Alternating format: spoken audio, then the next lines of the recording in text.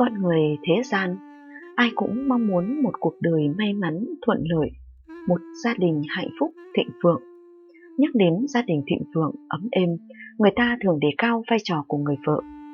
Bởi vậy từ xưa đến nay, nam nhân khi chọn vợ đều mong muốn tìm được một người phụ nữ có tướng vượng phu. Nhưng kỳ thực, một người phụ nữ đức hạnh, cho dù không có tướng vượng phu, vẫn có thể đem lại vận khí tốt cho gia đình. Xét về đối nhân xử thế, người phụ nữ đối với thiên hạ là quốc mẫu, đối với gia đình là người con dâu, người mẹ tốt, người vợ hiền. Cho nên, người vợ chính là phong thủy của gia đình, ảnh hưởng lớn đến sự hưng thịnh của một gia đình. Vậy, một người phụ nữ dù không có tướng vượng phu, theo tiêu chuẩn của cổ nhân, nhưng vẫn có thể giúp chồng thành đạt, đem đến vận khí tốt cho gia đình, thường có những đức tính sau. Thứ nhất, chăm chỉ thu dọn nhà cửa. Bước vào một căn nhà sạch sẽ, sáng sủa sẽ khiến mọi người có một loại cảm giác đặc biệt thoải mái. Nhưng cũng có một số ngôi nhà khiến mọi người vừa bước vào cửa đã có cảm giác khó chịu.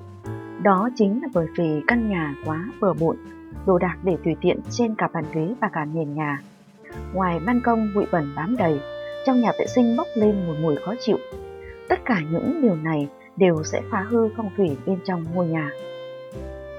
Từ xưa đến nay, người ta đều quan niệm một người vợ tốt là người siêng năng, chịu khó, đảm đương được công việc nội trợ trong gia đình. Theo phong thủy có câu, nhà cửa sạch sẽ gọn gàng, thoáng khí thoải mái sẽ trực tiếp lôi kéo sự nghiệp của người đàn ông vận động hướng lên. Cho nên, việc thu dọn nhà cửa là việc vô cùng quan trọng. Thứ hai, thường xuyên vào bếp. Cổ nhân có câu, vắng đàn ông quạnh nhà, vắng đàn bà quạnh bếp. Xét về phong thủy, bếp cũng là lãnh thổ của người vợ, người phụ nữ trong gia đình. Ngoài ra, muốn chồng có sự nghiệp tốt, công việc được thuận lợi, trước hết cũng cần phải đảm bảo sức khỏe cho họ. Bởi vì đối với một người, sức khỏe là vô cùng quan trọng. Không có sức khỏe tốt sẽ khó làm được mọi việc. 3. Không quát mắng người già, đánh đập con trẻ. Cổ nhân cho rằng người già và trẻ nhỏ trong gia đình đều là hóa thân của phúc khí, cho nên hai người này có thể sẽ ảnh hưởng đến vận khí của gia đình. Vì vậy, tuyệt đối không nên xem nhẹ sức ảnh hưởng của họ. Với tư cách là người phụ nữ làm chủ gia đình, hiếu thuận với người già không chỉ là yêu cầu về đạo làm con, mà còn khiến gia đình hưng thịnh. Yêu kính người già, yêu thương trẻ nhỏ, thực ra cũng chính là chân quý và vun đắp cho phong thủy của chính bản thân mình. 4. Vợ chồng đồng lòng, đất cũng hóa vàng. Đã chấp nhận kết hôn với người chồng, người vợ của mình, thì cả đời đều cần trân quý. Vì sao một số cặp vợ chồng có thể cùng chung khó khăn hoạn nạn, nhưng lại không thể sống cùng nhau khi đã có phú quý? Đó là bởi vì lúc khó khăn, hai người họ là cùng đồng lòng với nhau. Nếu như hai vợ chồng có thể hướng về cùng một phía, không ngừng kiên trì, hòa thuận tốt đẹp, thì nhất định sẽ khiến trời đất cảm động. Khi gia đình hòa thuận thì sẽ chiêu mời được phong thủy tốt, nó sẽ khiến gia đình ngày càng hạnh phúc hưng thịnh. 5. Không than phiền về chồng. Người ta nói rằng đằng sau một người đàn ông thành đạt là người vợ tốt, quả không sai. Trong cuộc sống đời thường, chúng ta có thể bắt gặp những trường hợp này. Đằng sau những vị thương nhân, những nhà khoa học thành đạt đều là những người vợ biết chăm sóc, bao dung, tha thứ và thông cảm. Vì sao có một số người vợ rõ ràng có tướng vượng phu nhưng không thể vượng được phu?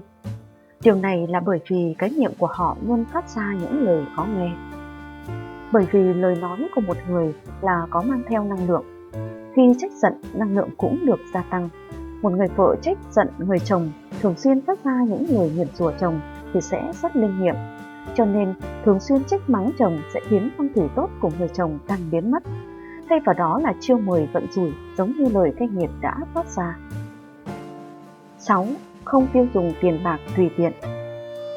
Cổ nhân có câu, vợ là quản gia, trông coi tài phú trong gia đình bất loạn.